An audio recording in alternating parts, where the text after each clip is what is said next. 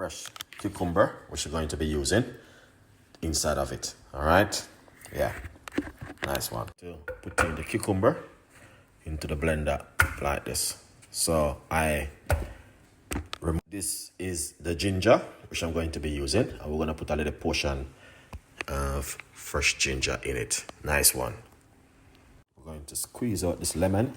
So I'm using half a lemon.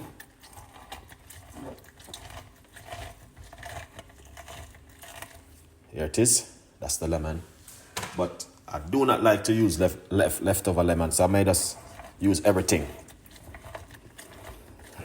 It's a medium-sized one, not a big one. And then put this right here and put that lemon juice into it like this. Beautiful and nice. After use apple cider vinegar, it is option to put a pinch of apple cider vinegar inside of it.